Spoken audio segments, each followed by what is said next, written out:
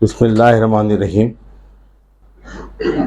3 minute हैं तो मैं इसका फ़ायदा अमूमन उठा लेता हूँ कि 11 बजे ठीक हम प्रोग्राम अपना शुरू करते हैं, 10:30 बजे लोगों को बुलाते हैं और 11 बजे प्रोग्राम शुरू करते हैं। हमारी कौम की आदत है कि वक्त पर तशरीफ़ नहीं लाते। होना तो यही चाहिए कि 10:30 बजे का टाइम है तो 10:30 बजे ही शुरू हो जाए, लेकिन हमने अपनी रिवायत को जो बनाया है और यहाँ के जो शुरका अमूमन आते हैं उनके इल्म में ये बात है कि 10:30 बजे आने का टाइम होता है, जमा होने का टाइम होता है और 11 बजे आगाज़ का टाइम होता है। अमूमन हम नहीं बल्कि अल्हम्दुलिल्लाह इससे पहले की 32 नशिस्तों में से तमाम नशिस्तें जो हैं अपने वक्त पे शुरू हुई हैं। एक नशिस्त 1-1.5 मिनट इसलिए ताख़ीर हो गई थी कि घड़ियों का जो फ़र्क होता है, एक साहब ने नोट कर लिया कि आप कहते हैं और मेरी घड़ी में 11:02 हुए हैं, तो मैं इसलिए अमूमन लोगों से कहता हूं कि भाई घड़ियां मिला लें और पहले से ही घड़ी पीछे कर देता हूं अगर थोड़ा सा वक्त चाहिए होता है। तो आज हमने ब्रदर बशीर लाखानी साहब को रहमत दी है, वो तशरीफ़ ले आए हैं और आप में से अक्सरियत जो है वो भी बर वक्त आ चुकी है। हमारी रिवायत अल्हम्दुलिल्लाह ये थी कि 11 बजने से 5 मिनट पहले पूरा हॉल जो है वो भर चुका होता था और बाद में आने वाले जो 2-3 अफराद थे उन्हें खड़ा होना पड़ता था। अब ये थोड़ी सी लोग ताख़ीर का शिकार होने लगे हैं, 3-4 प्रोग्रामों से हमने इसको नोट किया है।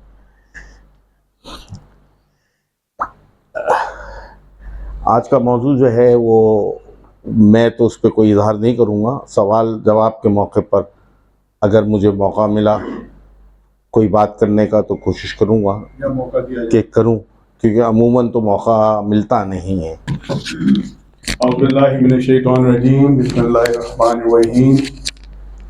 बज़्म मुकालमा की 33वीं नशिस्त में आप सबको खुशामदीद। हम प्रोग्राम का बाकायदा आगाज़ करने चले जा रहे हैं। आप सबसे दरख्वास्त है कि ये यकीनन 1 या 2 किसी न किसी के हाथ में जेब में ज़रूर होंगे, इसको उसके खामोश साइलेंट मोड पे ले आएँ कम अज़ कम। मैं बाकायदा आगाज़ करने के लिए तिलावत कलाम पाक के लिए ज़ियाउल इस्लाम भाई को से दरख्वास्त करूँगा कि तशरीफ़ लाएँ।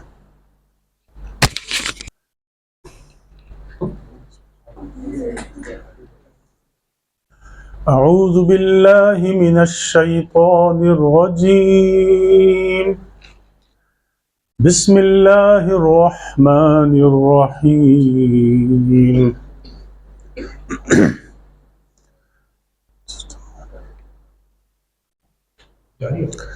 या अय्युहल्लज़ीना आमनू ला तत्तखिज़ू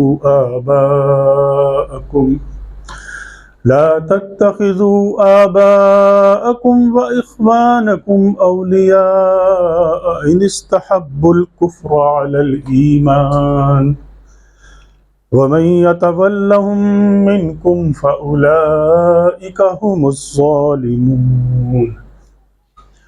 कुल इन कान आबाउकुम व अबनाउकुम व इख्वानुकुम व अज़वाजुकुम व अशीरतुकुम व अम्वालुन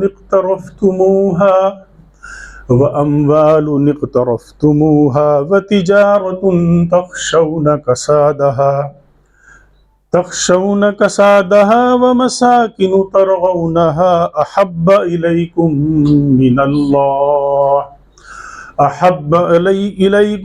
मिनल्लाहि व रसूलिही व जिहादिन फ़ी सबीलिही फ़तरब्बसू हत्ता यअतियल्लाहु बिअम्रिही वल्लाहु ला यहदिल क़ौमल फ़ासिक़ीन।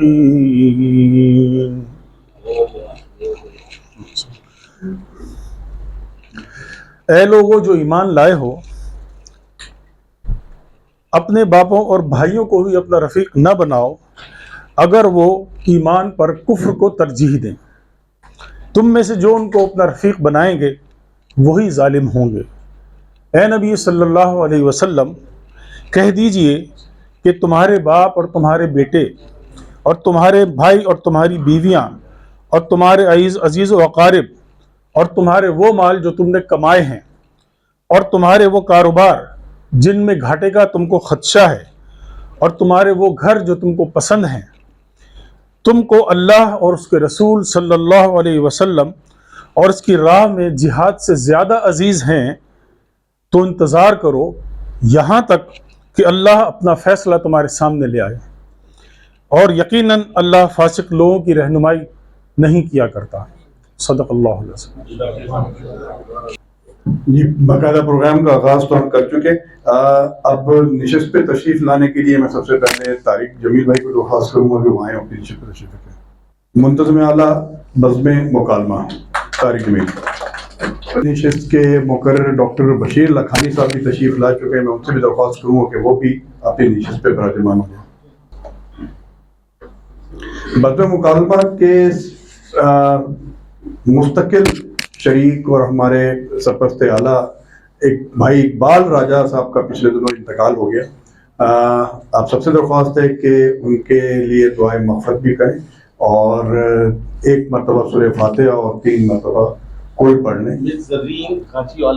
हाँ, हमारी एक और मुस्तकिल रुकन मिस ज़रीन घांचे वाला जो है, उनका भी पिछले दिनों रमज़ान के अवाखिर में इंतकाल हो गया, उनके लिए भी फातिहा कर लिया।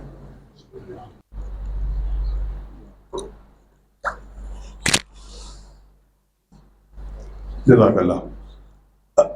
आज मैं बाकायदा तौर पर प्रोग्राम का जो आगाज़ करने के लिए शुरू तो हो चुका है, ब्रदर इफ्तिखार मुल्तानी साहब से कहूँगा कि वो जिसको मैं तारुफ कहता हूँ वो डॉक्टर साहब के कवाइद को बयान कर रहे हैं।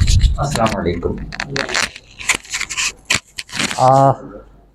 प्रोग्राम में जब ये मुझे कहा गया कि डॉक्टर साहब का तारुफ कराने के लिए अक्सर मेहमानों का तारुफ मैं कराया करता हूँ, तो मुझे एक शेर याद आ गया कि अगर फुर्सत मिले तो पानी की तहरीरों को पढ़ लेना।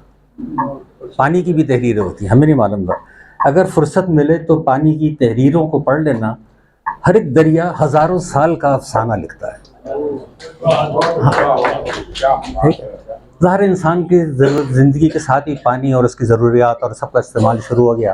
पहले पानी ज़ाती ज़रूरियात के लिए चाहिए होता था, फिर वो जनाब सफ़र के मामलात में दरपेश होने लगा और आहिस्ता आहिस्ता चलते चलते जैसे मामलात आगे बढ़ते गए, अब वो आबी जारहियत के तौर पर भी इस्तेमाल होने लगा। तो हमने कहा इस मौजू पे ज़रा बात करने के लिए हम डॉक्टर साहब को ज़हमत दें। डॉक्टर साहब का मुख्तसर सा तारुफ असल में मैं इसलिए कहता हूँ कि तारुफ तो अपनी शख्सियत जो जब बात करती है तो खुद ही पूरा हो जाता है। जो मैं कुछ इधर बता रहा हूँ ना, वो सिर्फ उनके कवायफ होते हैं। जब मुकर्रर मौजूद है तो उसका तारुफ क्या कराना है, ठीक है ना। मैं कवायफ बयान किए देता हूँ कि आपने 1984 में NED से कराची गई हैं और BE किया, उसके बाद 94 में MS किया। सब्जेक्ट क्या था? वाटर रिसोर्सेज एंड इंजीनियरिंग, ठीक है ना, ये आपका सब्जेक्ट है। उसके बाद 97 में आपने अमेरिका से एरिज़ोना यूनिवर्सिटी से इसी सब्जेक्ट में PhD किया, फिर उस यूनिवर्सिटी में पढ़ाते भी रहे। तो सब्जेक्ट भी यही था। फिर 98 में जब आप पाकिस्तान वापस तशरीफ़ ले आए तो एक कंसल्टेंट फर्म है टेक्नो कंसल्टेंट इंटरनेशनल, उसके डायरेक्टर वाटर एनर्जी डिवीज़न रहे, ठीक है। उसके बाद आपने समझिए कि कराची में या पाकिस्तान में वर्ल्ड बैंक के, USAID के या एशियन डेवलपमेंट बैंक के जितने भी एनर्जी और पावर के मंसूबे हैं सब में शरीक रहे, सबके डिज़ाइनिंग में, सब में आपने भरपूर हिस्सा लिया है। आप ही की निगरानी में भी काफ़ी काम हुए इसी में, ठीक है। आपने जनाब इसी वर्ल्ड बैंक की निगरानी में जो वाटर एंड एनर्जी सेक्टर में काम किया है, जिसमें K3 का प्रोजेक्ट भी शामिल है। K3 आप लोगों को मालूम है कि कराची का एक बहुत बड़ा प्रोजेक्ट था। बलूचिस्तान के आपाशी के जितने डैम्स वगैरह और सिस्टम है उसमें आपने काम किया। सिंध के सबसे बड़े डैम प्रोजेक्ट नई गश डैम, उसमें आपने काम किया। और जितने भी वाटर रिसोर्सेज और एनर्जी के प्रोग्राम्स हैं वर्ल्ड बैंक के अच्छे स्केल के जितने हैं, सब में डॉक्टर साहब की कंसल्टेंसी जो है वो शामिल रही है बहुत सारों में। इसके अलावा पाकिस्तान इंजीनियरिंग काउंसिल के थिंक टैंक में भी आप शामिल रहे। पाकिस्तान इंजीनियरिंग काउंसिल के थिंक टैंक होता है ना हर एक अच्छे इदारों का, प्रोफेशनल इदारों का, तो आप उसमें भी शामिल रहे हैं। इस वक्त भी जो K4 कराची का मंसूबा है सबसे बड़ा, जिसमें 260 mgd यानी 260 million gallon daily, 260 million gallon per day की सप्लाई शामिल है। ग्रेटर वाटर सप्लाई स्कीम है, उसमें भी आपका बहुत बड़ा हिस्सा है। तो ये तो डॉक्टर साहब का पूरा यानी बैकग्राउंड मैंने थोड़ा सा इसलिए बता दिया कि हमको मालूम रहे कि डॉक्टर साहब का पानी से, पानी की सप्लाई से, पानी के मामलात से हमेशा का ताल्लुक़ है। यानी तालीम भी इसी में है और तजर्बा भी इसी में है। इसके अलावा ये है कि जो जैसे उन्होंने कहा कि डॉक्टर साहब जो हैं वो एक बहुत फ़ाल और बड़े शफीक और बड़े यानी जिसे बोलते हैं अदबदोस्त इंसान भी हैं। वो जो कहते थे ना कि उम्र गुजरी है इसी दश्त की सयाही में, तो दश्त की सयाही तो नहीं मगर उम्र गुजरी है इसी बहर की गवासी में, इसी को गोताखोरी करते हैं। तो मैं डॉक्टर साहब से दरख्वास्त करूँगा कि वो अपनी ख्यालात का इज़हार फरमाएँ और जो ये वाटर के मामलात है पानी के और इसमें जो आबी जारियत भी है, इसको आप किस तनाजुर में देखते हैं? डॉक्टर बशीर लाकानी साहब।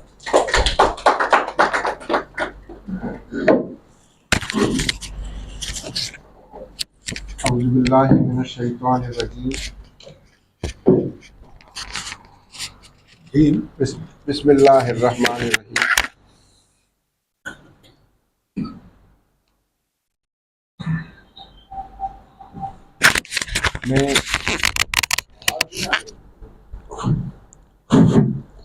मैं बहुत शुक्रगुज़ार हूँ बज़्म मुकालमा के साथियों का, मोहतरम तारिक जमील भाई, शफीकुल्लाह इस्माइल और इफ्तिखार मुल्तानी साहिबान और दीगर साथियों का, कि मुझे इस बात का मौका दिया कि इस वक्त मौजूदा हालात में हम जिन एक संगीन मसले का शिकार हैं, ठीक है, मैं पढ़ता हूँ, जिस संगीन मसले का शिकार हैं, मैं उस पर न सिर्फ ये कि बात कर सकूं, बल्कि साथ साथ मेरी ख्वाहिश ये होती है कि हम लोगों तक ये बात पहुंचाएं ताकि लोग इस बात को उन हलकों तक के जहां इस हलकों के में फ़ैसले होते हैं वहां तक भी ये बात पहुंच सके और चीज़ों को दुरुस्त और ठीक समझे ले जाया जा सके।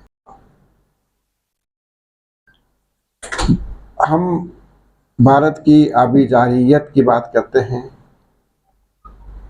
और हल्का बहुत थोड़ा सा इससे के साथ साथ मैं चाहूँगा कि मुख्तसर सी गुफ्तगू इस बात पे भी करूँगा कि हम खुद अपने साथ क्या कुछ जुल्म व ज़्यादती कर रहे हैं इस हवाले से। यानी गैर तो अपना काम कर ही रहे हैं, उनसे क्या शिकायत, लेकिन हम अपने घर में हमारे पास क्या कमी है जिसके नताइज हम इस वक्त देख रहे हैं।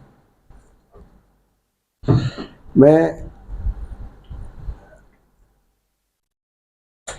आज की इस नशिस्त में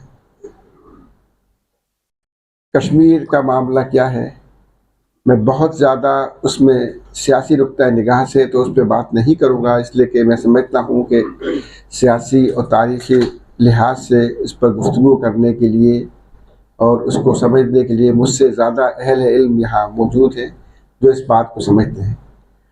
हाँ, अलबत्ता उसका इतना तज़किरा कि इसके बाद मुझे इसे अपने पानी के मामले से जोड़ने में आसानी हो, बात को समझने में हम ज़्यादा आसान समझें। इस हवाले से भारत की जानिब से जारियत कैसे, किस तरह, कब कब होती रही और क्या हो रही है।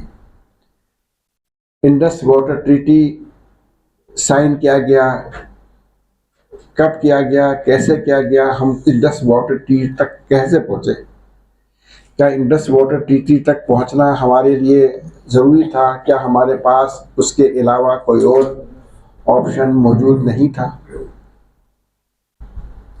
और अगर ये इंडस वाटर ट्रीटी के बारे में बहुत से लोग जानते हैं कि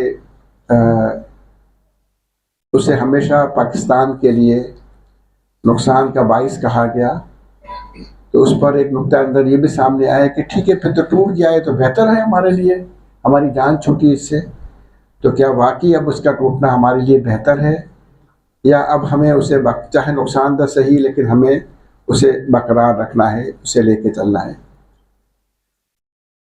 पाकिस्तान पर पिछले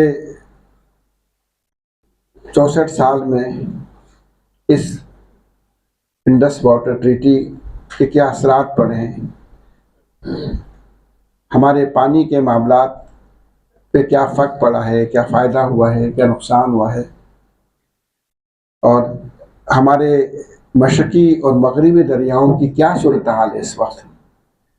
क्या वो आज भी उसी तरह बहते हैं जो आज से 50 साल पहले बहते थे, या इसमें बहुत बड़ा फ़र्क पड़ चुका है। और इस सब के साथ साथ फिर अब हम कहाँ खड़े हैं, हमारी क्या सूरत हाल है। हम पानी की कमी का शिकार अगर हैं तो क्यों शिकार हैं पानी की कमी का, और कितनी कमी का शिकार हैं, और इसके बाद मुख्तसर सी वे फॉरवर्ड के आइंदा हमें क्या करना चाहिए, ये आज की मेरी गुफ्तगू का खुलासा है। आगाज़ करते हैं कि जी कश्मीर हम सब जानते हैं कि यूएन के एजेंडे पर सोया हुआ, खामोश, फाइलों में दबा हुआ, और फाइलों में दबा हुआ मैं इसलिए भी कहूँगा कि जिनका मसला था, जब वो खुद मसले को भूल जाएं। और हम और आप बखूबी जानते हैं कि पिछले कम से कम 15 से 20 साल के अंदर अब कश्मीर के मामले को हमने वाक़तन भुला दिया है।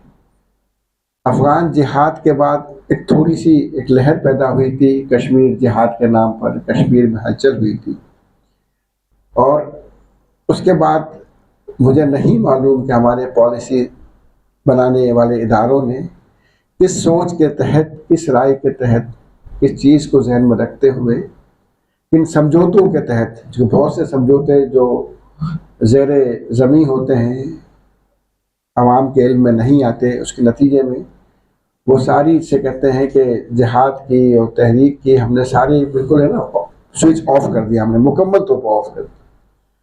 और इसके नताइज क्या निकले हैं, हम और आप जैसा एक आम सियासत का तालिब जानता है कि अब मशरिक़ से जब वो हमारी सरहद से फारिग हो गए तो मगरबी सैयद हमारी गैर महफूज हो गई। अब बलूचिस्तान में भी वाक़यात होने लगे। अब क्या कहते हैं, हम खुद कहते हैं कि जी रॉ के पास टाइम है कि जी वो जाफर एक्सप्रेस की कार्रवाई अभी करती है, इसलिए करती है कि अब उन्हें मशरिक़ में कोई काम नहीं करना, उन्हें कोई रुकावट नहीं है, उन्हें कोई रेजिस्टेंस नहीं है जिसका उन्हें सामना करना, तो हमने वो रास्ता उनके लिए खुला छोड़ दिया। ये हुआ क्यों था 1947 में, हम जानते हैं कि जी महाराजा ने इस बात का ऐलान कर दिया कि जी ये हम पाकिस्तान के साथ, हम भारत के साथ जा रहे हैं, किस दबाव के तहत किया, किन हालात में किया। उसके बाद फिर हमें वहाँ के लोगों ने जो उसमें उठे थे मौका मिला था, और जिसके नतीजे में हमने गिलगित बल्तिस्तान को और आज़ाद कश्मीर की एक छोटी सी पट्टी को हमने उनसे आज़ाद करवा लिया। और उसके बाद हम जीती हुई जंग, हम मुज़ाकरात की मेज़ पर हारने के आदी हैं, तो लिहाजा उस वक्त भी यही हुआ कि अक़वाम मुत्तहिदा में आज की तरह से भारत ही भागता हुआ गया था, और वहाँ पर फिर जंगबंदी की कायदाद भी मंजूर होती है, फिर वहाँ ये रेजोल्यूशन भी पास होता है कि जी रेफरेंडम कराया जाएगा जहाँ पर, वगैरह वगैरह वगैरह। वो सब कहाँ रह गया, मुझसे ज़्यादा मैं ख्याल है कि आप ये सब सारी बातें जानते हैं। ये बात कि अब नौबत यहाँ तक आ जाती है कि वो जो एक ख़ास हैसियत थी कश्मीर की, वो भी ख़त्म करके हम तो आज तक आज़ाद कश्मीर को आज़ाद कहते हैं। वहाँ एक अलग से वज़ीर आज़म होता है, जबकि उसके मुकाबले में उन्होंने जो है वो कश्मीर को उसकी मखसूस हैसियत को ख़त्म करते हुए अपने मुल्क का हिस्सा बना लिया। तो ये सारी चीज़ें हम इससे गुज़र चुके हैं। हम इस तनाज़े से, इसकी तारीख़ी और इसकी सियासी अहमियत से, वाक़यात से मैं समझता हूँ कि आप मेरे मुकाबले में ज़्यादा बेहतर वाकिफ़ हैं। कश्मीर को आप कायदे आज़म की तस्वीर देख रहे होंगे, इसके पीछे शायद नज़र आ रही हो। उन्होंने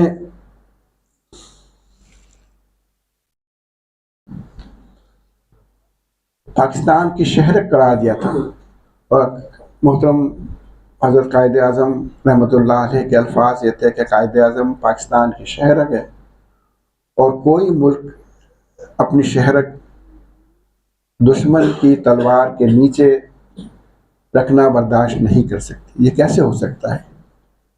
क्या ये सिर्फ एक सियासी बयान था?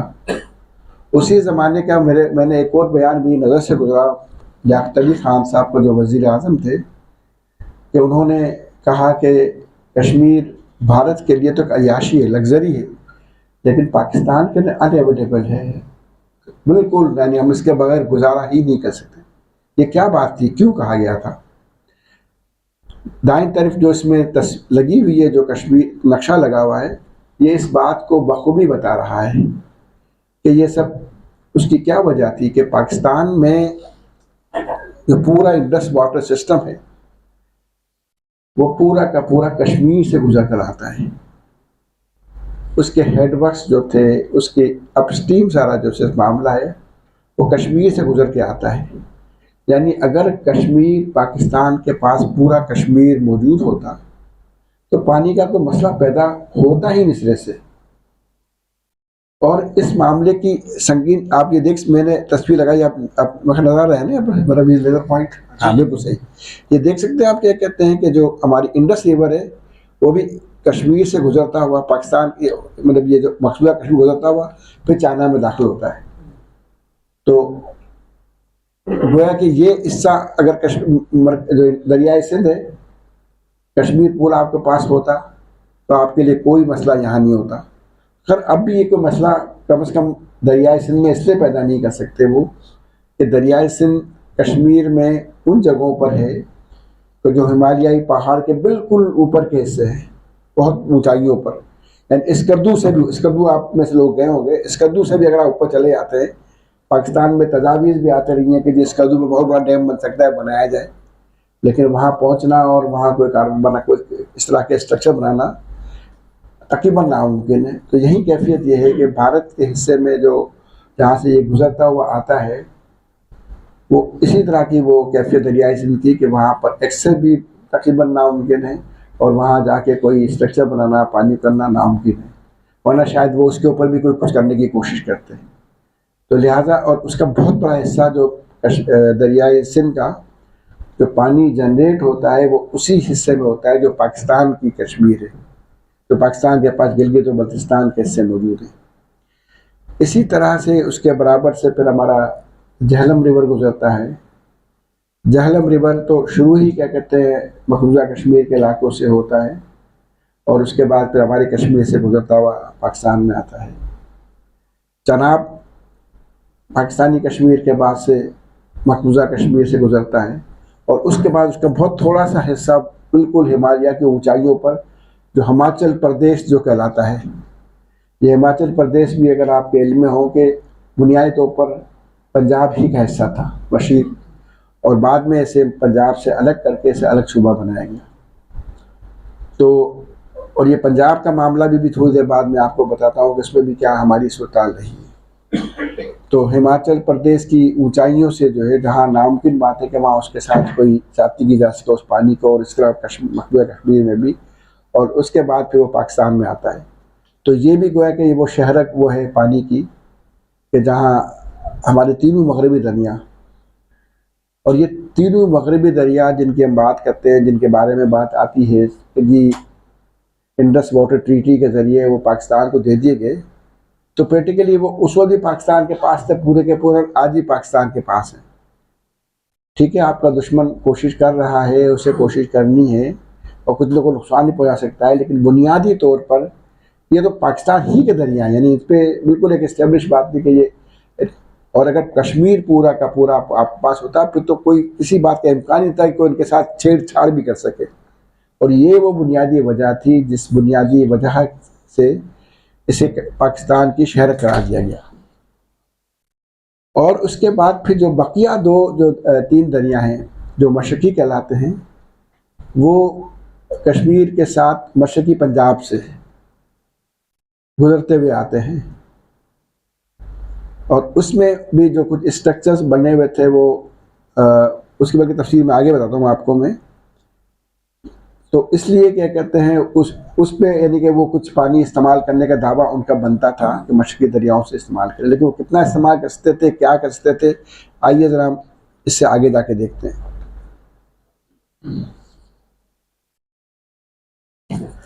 दरियाए सिंध और सिंध का जो निज़ाम है वो दुनिया के 3 बड़े दरियाई निज़ामों में शुमार होता है।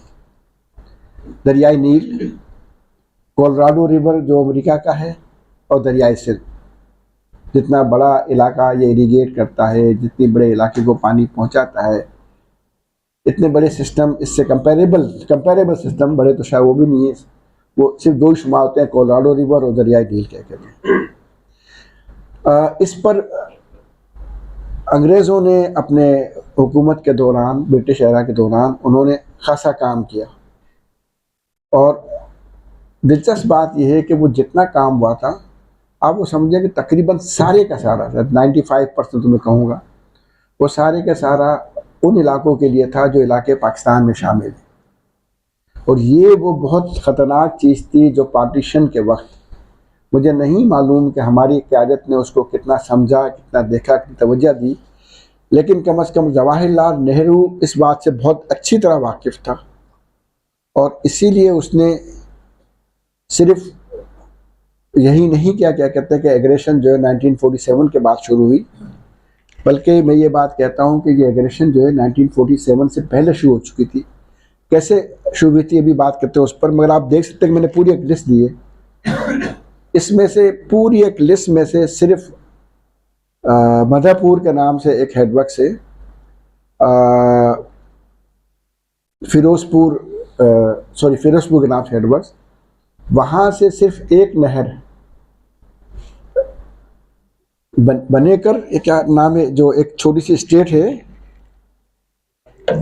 एक मिनट मैंने लिखा था, बीकानेर, राजस्थान की एक स्टेट है बीकानेर रियासत, जो जोधपुर के साथ मिली हुई है, और बुनियादी तौर पर जोधपुर के राजा के बेटे ही की थी ने जो है कहा कि जी बजाय इसके कि मैं जोधपुर की रियासत दूँ, उसने बराबर की रियासत से लड़ के कब्जा कर लिया, उसके बाद नई रियासत बना दी।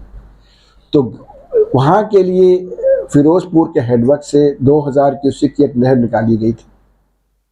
वो वाहिद नहर थी, नहर गंगा के नाम से, चूँकि गंगा राम सिंह शायद उनका जो परदादा कोई बादशाह हुआ करते थे, उसके नाम राजा हुआ करते थे।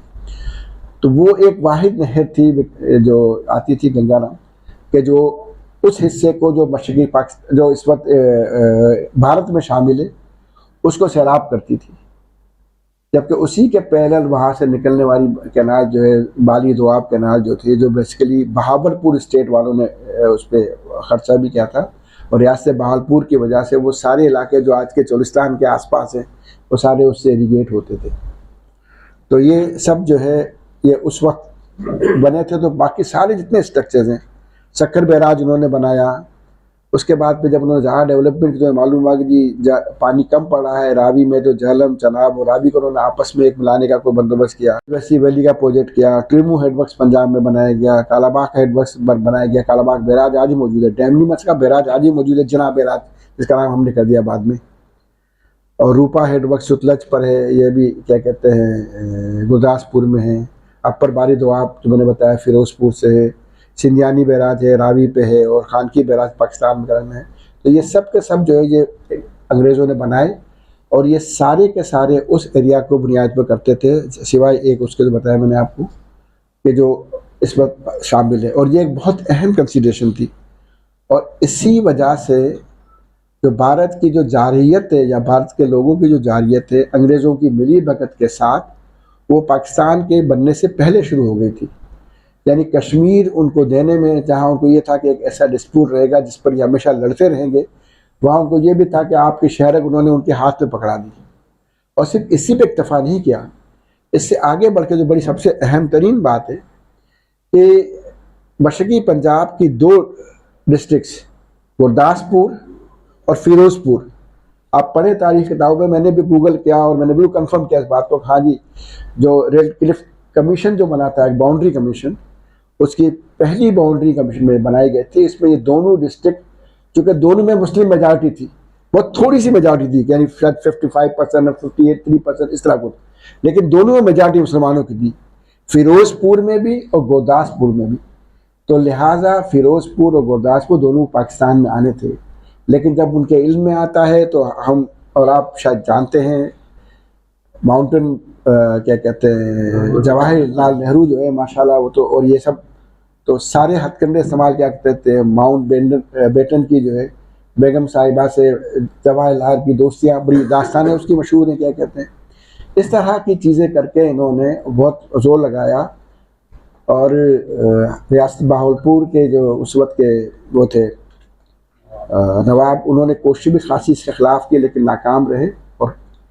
और ये दोनों की अहमियत इसीलिए थी कि जो जैसे मैंने बताया कि सतलज, बयास और रावी, इन तीनों से निकल जितने हेडवर्क्स बने हुए थे उस वक्त, 3 हेडवर्क्स बने हुए थे, तीनों के तीनों इन 2 डिस्ट्रिक्ट में आ जाते थे।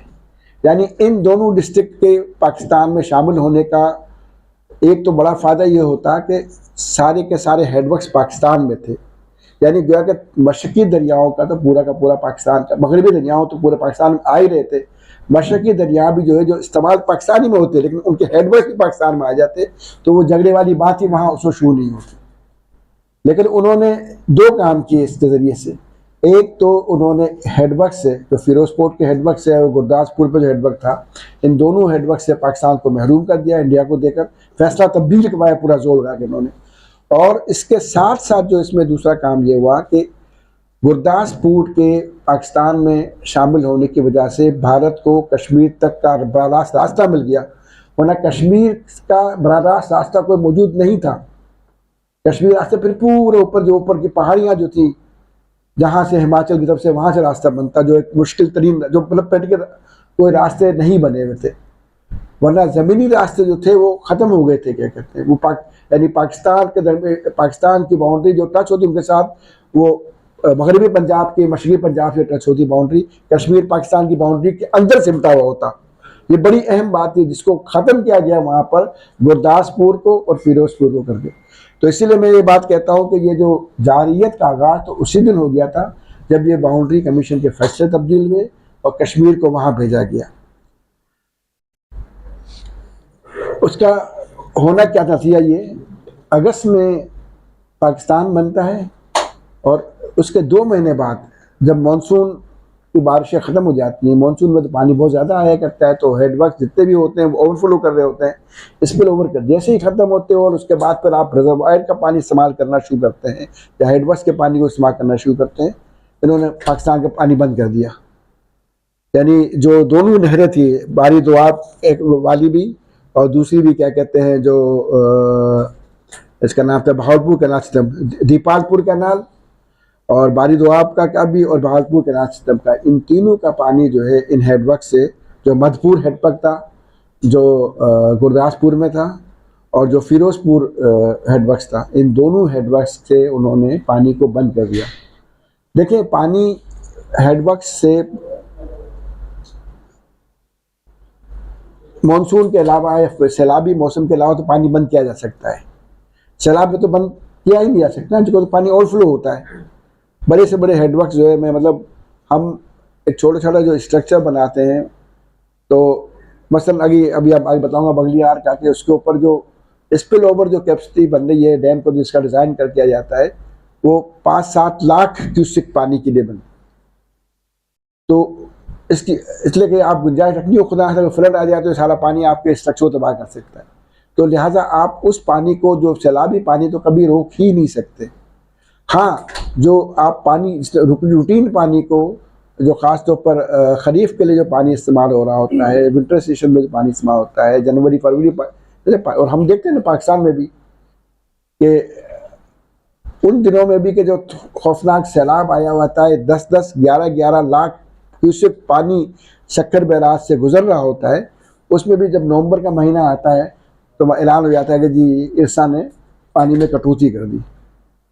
तो चूँकि पानी का मामला ऐसा ही है, क्या कहते हैं, तो लिहाजा जैसे ही क्या 2 महीने गुजरे हैं अगस्त सितंबर के, नवंबर दिसंबर में आते जनाब भारत ने पानी बंद कर दिया इन बैराजों से, तो इमीडिएट तौर पर जो है वो फिर दोनों के चीफ इंजीनियर्स की मुलाकातें होती है, मीटिंग होती है, झगड़ा खड़ा होता है। और लाज़मी बात है कि ये दुनिया का जो मुसल्लमा कानून है, यूनाइटेड नेशंस की मतलब वाटर की जो वो है कवानीन, उसके मुताबिक लोअर रिपेरियन कहलाते हैं, कि जो डाउन स्ट्रीम पे या निचले हिस्से में, दरिया के बहने बहाव के निचले हिस्से में इस्तेमाल करने वालों के पानी का हक को महरूम करने का, उससे पानी को रोकने का किसी को भी हक हासिल नहीं। तो लिहाजा उसकी खिलाफ वर्जी थी फ़ौरन, तो उस पर हुई और बिलाखिर एक स्टैंड स्टिल एग्रीमेंट साइन किया गया कि ठीक है फ़िलहाल कम से कम जो सूरत चल रही थी उसको बरकरार रखा जाए और चलने दिया जाए एक साल के लिए। 1948 में वो फिर एग्रीमेंट ख़त्म हो गया। उसके बाद फिर वो ज़्यादा फैल गए इंडिया वाले। उस वक्त फिर वहीं के पाकिस्तान में फसलें लगी हुई थी इन इलाकों के अंदर। और आप ये समझिए कि लाहौर से हम कसूर तक आते हैं तो ये सारा इलाका जो है उसके मशरक़ी साइड पे बाईं तरफ वहाँ से आ रहे होंगे तो बाईं तरफ वाला इलाका जितना जो है ये सारा वो है जो रावी और सतलज और ब्यास जो है, ब्यास तो खैर भारत में इसी फिरोजपुर डिस्ट्रिक्ट के अंदर ही में होते हुए सतलज में मिल जाता है। तो सतलज और रावी के ऊपर ये पूरा का पूरा इलाका आबाद हो रहा था। तो वो सारे पानी की कमी का इरिगेशन के मसले का शिकार हो गए। तो लिहाजा उस वक्त तो पाकिस्तान में ये कैफियत हो गई थी कि उसके टेम्परेरी तौर पर को हल निकलने पर पानी एनुअल पेमेंट करने पर तैयार हो गया कि ठीक है जिले पेमेंट की जाएंगी फ़िलहाल और उसके बाद जो पानी जारी किया जाएगा।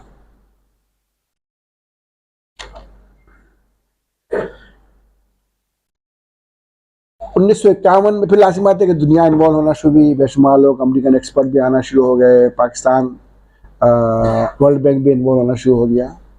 1951 में एक बड़े एक्सपर्ट जो कोलोराडो रिवर सिस्टम पे भी अमेरिका की और मेक्सिको की और वो जो सारी कॉन्फ्लिक्ट था पानी का कोलोराडो रिवर पे उसमें इन्वॉल्व रहे हैं। एक और जगह का थाईलैंड के कॉन्फ्लिक्ट में इन्वॉल्व रहे हैं। तो बड़े एक्सपर्ट थे ये कॉन्फ्लिक्ट वाटर कॉन्फ्लिक्ट के। वो पाकिस्तान आते हैं, कोशिश करते हैं कोई मुआहदा बनाने की। और बड़ी अहम बात थी कि उनकी एक कोशिश थी कि कोई एक ऐसा मुआहदा हो जिस पर राज़ी हो जाए, चूँकि उनके ख्याल में अगर ये मामला आलमी अदालत में जाता है तो आलमी अदालत का फ़ैसला पाकिस्तान के हक़ में होगा। मैंने दिखाया क्या कहते हैं कि वो सारे इलाके जो इरीगेट होते सारे इलाके पाकिस्तान के थे और लिहाजा किसी कानून के तहत उनको इससे महरूम नहीं किया जा सकता। और इसके मुताबिक अगर ये होता तो मगरबी दरिया तो बात उसका तो कोई इलाका था ही से मशरक़ी दरिया का भी 93% पानी जो था 93% पानी जो उसके मुताबिक पाकिस्तान का पानी था। और उसके बाद ये तजवीज़ उस वक्त चलती रही खासे अरसे तक 70-30 की कि जी 30% पानी उसमें से भारत के पास रहेगा। मशरक़ी दरियाओं में बात कर रहा हूँ, मगरबी की तो बात ही नहीं कर रहा। यानी दरियाए सिंध, झेलम, चनाब वो तो हैं ही पाकिस्तान के, लेकिन जो मशरक़ी दरिया है उसका 70% पानी पाकिस्तान के पास होगा और 30% पानी भारत को हक दे दिया जाएगा कि ठीक है वो अभी तो फ़िलहाल एक कैनाल ले जा रहे हैं जो अपनी बैंकर जो स्टेट है उसमें, लेकिन ये कि बाकी चले कुछ पानी मज़ीद 30% तक पानी इस्तेमाल कर सकते हैं। ये सूरत बन रही थी और इसी पे नेगोशिएट और 30 और पहले 7% शुरू हुआ था और 30% और लाजिम बातचीत चल रही है। और उसके बाद अचानक पता नहीं क्या हालात बदलते हैं। और अगर आप में से किसी ने आका नहीं दोस्त, friend not master, Ayub Khan साहब की किताब पढ़ी हो तो उसमें 3-4 सफ़े इस पर लिखे हुए हैं। वो अपना कारनामा बनाते हैं कि जी इससे पहले जो मोहम्मद अली बोगरा साहब जो वो तो तैयार इस बात पे हो गए थे, क्या कहते हैं कि जी वो इतने पता नहीं 200-300 मिलियन सिर्फ ले रहे थे वर्ल्ड बैंक से और वो एग्रीमेंट हो रहा था और वो एग्रीमेंट 37 का ही होने जा रहा था और इनको ज़रूरत थी पैसों की। 800-900 मिलियन डॉलर इन्हें चाहिए थे और उसके लिए वर्ल्ड बैंक भी और दुनिया के 2-3 ममालिक ने भी चंदा किया था। इंडिया ने भी 140 बिलियन डॉलर्स में दिए थे। तो वो ये चाहते थे कि ये पैसे लेकर पाकिस्तान में जो है कुछ काम करें और अपना कारनामा दिखाएं।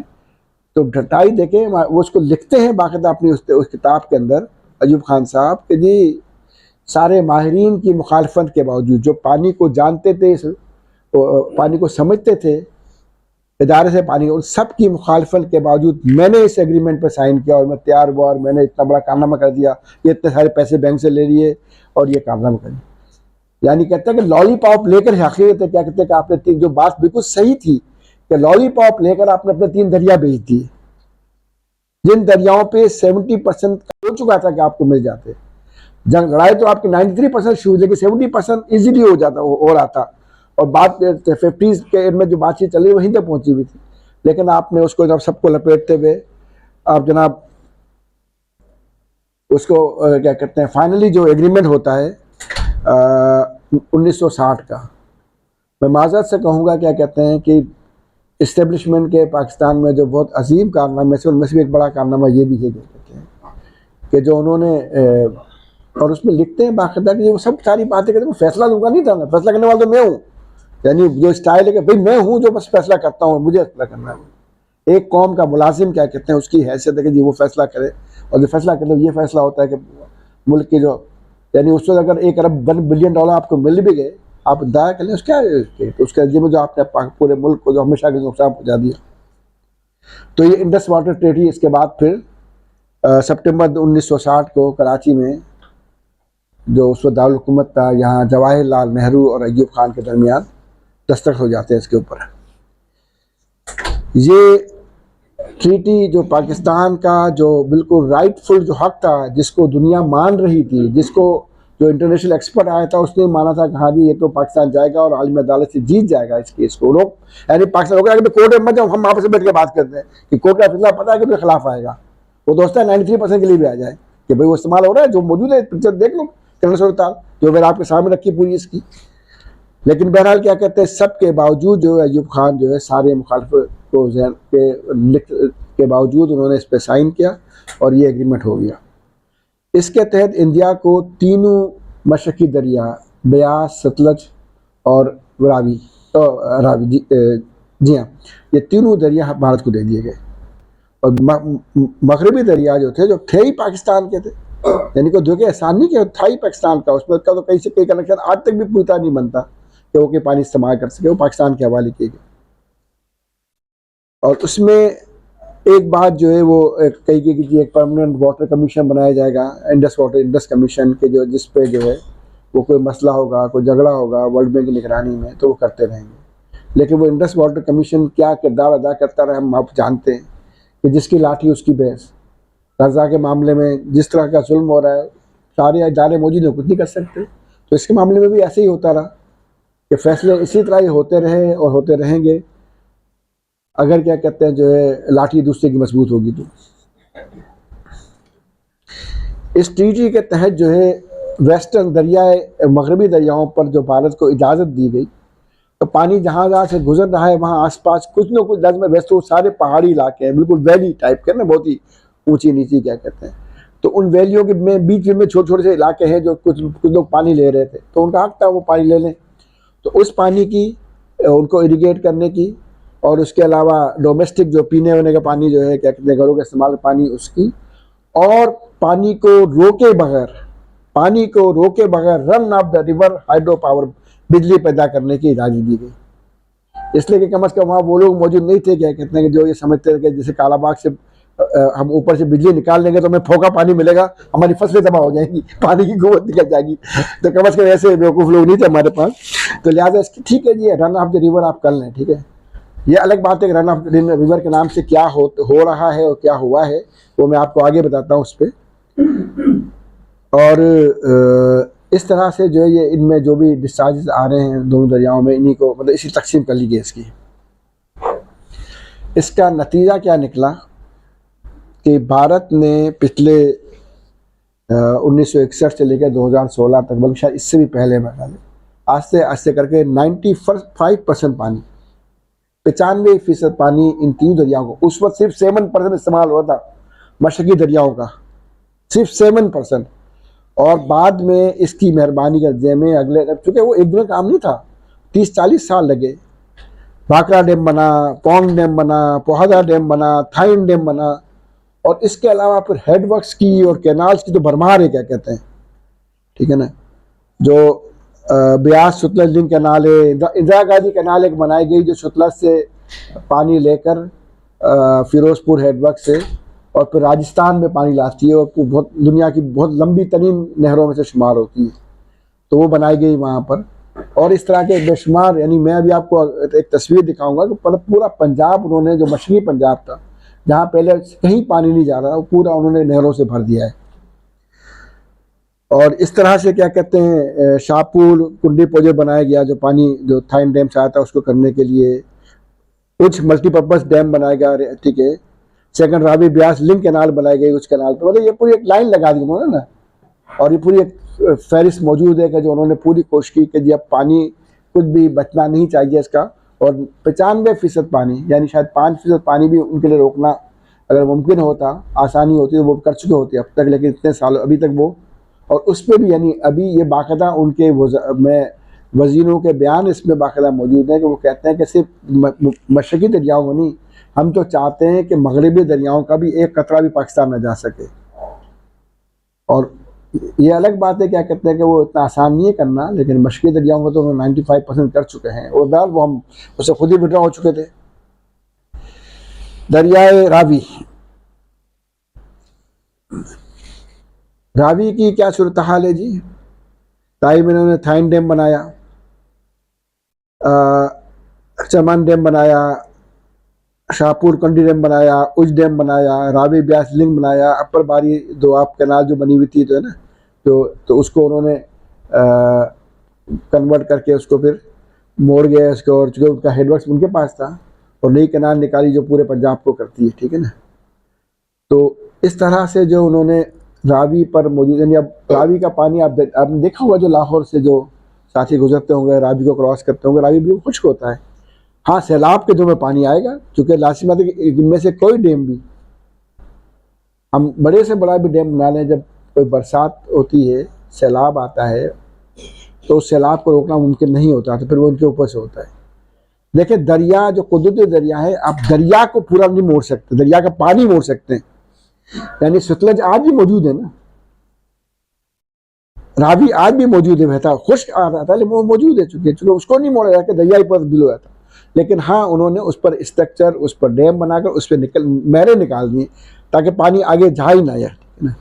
लेकिन उसके बावजूद भी जब भी सैलाब होगा, और इसलिए फिर वो यही करते हैं कि सैलाब के जब वक्त आता है तो अपनी स्पिलवेज के जो है गेट खोल देते हैं, ठीक है। और उसूलन उनकी जिम्मेदारी है बाकायदा, जो पानी अपना इंडस वाटर कमीशन जो बना हुआ है, उसके उनकी जिम्मेदारी है कि पाकिस्तान को पूरी तरह से पानी के बहाव के, पानी के रफ्तार के, गेटों की कंडीशन से मुकम्मल आगाह रखे, रोज़ की बुनियाद पर। और अब आज के ज़माने में तो मिनटों की बुनियाद पर भी आगाह हो सकते हैं, कोई मुश्किल काम है ही नहीं, लाज़िमात है। लेकिन उमन पानी छोड़े ने, वहाँ से पानी ऐसा जगह पानी नल खोला और आपने जी पानी चलना शुरू हो गया। लाजिमत है कि 200, 300, 250 किलोमीटर का फासला तय करने में वक्त लगता है पानी को भी ना। तो बस वो पानी जब पाकिस्तान पहुँच जाता है, पाकिस्तान दाद होता है, उसके बाद आप पाकिस्तान के पास खबर आ रही होती है कि जी वो पानी छोड़ दे, तो पानी पहले पहुँच चुका होता है। ये कैफियत है। इसी तरह से सतलज जेवर पे भी यही कैफियत है कि सतलज पे जो है बाकरा डैम, नंगाल डैम, इंसा जफरी डैम, करचान उटू डैम, ये सारे का सारा जो है इतने सारे डैम इन्होंने बना दिए, और ये सारे के सारे डैम बनाकर इन्होंने सतलज का भी सारा पानी अपनी तरफ शिफ्ट कर लिया। ये देखें, ये भारतीय पंजाब है, देखते हैं पूरी, यानी यहाँ से ये इस भारतीय पंजाब में ये सतलज की तरफ है, ये आप देख सकते हैं, क्या कहते हैं, इंडिया पाकिस्तान की बाउंड्री नजर आ रही है, ठीक है ना। और ये सतलज के साथ चलती है, फिर चलती। तो पहले ये सब उधर जा रहा था पानी, सिर्फ एक, अब ये उन्होंने पूरा तकसीम कर दिया, पूरा पंजाब की बाउंड्री पानी, पूरे मशरक़ी पंजाब को उन्होंने इरीगेट कर लिया, पूरा पानी डाइवर्ट कर लिया। इस तरह से इन्होंने काम किया अपने इस मामले पर। हमने जो किया, हमें मालूम है कि हम कहाँ खड़े पर हमने क्या काम किया है। ये तो मामला रहा कि जिसका उन्हें हक दिया गया मगरबी दरियाओं का, जो कि हम अपने हक से दस्तबरदार हो गए थे, लेकिन हम शिकायत नहीं कर सकते। वो तो हमने अपने साथ खुद ज्यादती कर दी कि जी उसका 95% पानी लेंगे। मगरबी तो हमारे पास थे ना। ये अलग बात है, क्या कहते हैं, ये भी ध्यान रखिएगा कि ऐसा नहीं है खुदा ना खास्ता कि जी मशरक़ी और मगरबी दोनों 50-50 है। मगरबी 80% है, वो 20% तकरीबन 19-20% बनता है तीनों दरिया बनाकर। और उसकी बुनियादी वजह यह है कि जो सबसे 50% का दरिया तो सिर्फ आपका दरिया सिंध है, तो लिहाजा वो बहरहाल आपके मगरबी दरियाओं में 3 दरियाओं में शामिल है। लेकिन बहरहाल आपने 20% तो छोड़ दिया आपने ना। यहाँ तो पानी का एक एक कतरा कीमती है ना, एवरी ड्रॉप काउंट्स कहते हैं। तो आपने वो 20% पानी छोड़ दिया अपना। और ये जो यहाँ अब उन्होंने क्या किया कि जब 2016 तक उन्होंने तकरीबन सारे के सारे पानी अपना मशरक़ी दरिया पर कंट्रोल पर मुकम्मल कर लिया, सारा पानी डाइवर्ट कर लिया, नहरें बना दी। तो अब उन्होंने कहा कि अब नौबत आती है जब हम मगरबी दरियाओं पे आते हैं। और मगरबी दरियाओं पे काम तो बहुत पहले शुरू किया उन्होंने, ऐसा नहीं कोई इंतजार के दोस्त पहले काम करते रहे। लेकिन पहली बार दो दिया बाकायदा कि जी हम चाहते हैं कि रीनेगोशिएट होना चाहिए। इंडस वाटर ट्रीटी को रीनेगोशिएट होना चाहिए। और आप ज़रा सुनेंगे दिल थाम के तो उनकी सबसे बड़ी दलील क्या थी कि जी मगरबी दरियाओं का पानी पाकिस्तान पूरा इस्तेमाल नहीं कर रहा है। मगरबी दरियाओं का पानी हम जो लड़ते हैं ना कि जी कालाबाग बने न बने, फला जगह जो स्ट्रक्चर बनना चाहिए, फला नहर बननी चाहिए, नहीं बननी चाहिए, और उसके बाद जब बात आती है पानी के कोटरी के बैराज के बाद पानी समुद्र में जाने की, तो उस पर बात होती है कि वो तो कभी कभी आता है, नहीं आता, खुश्क हो गया है, बला बला बला। वो कहते ये हैं कि जी अपना पानी पूरा इस्तेमाल नहीं कर रहे।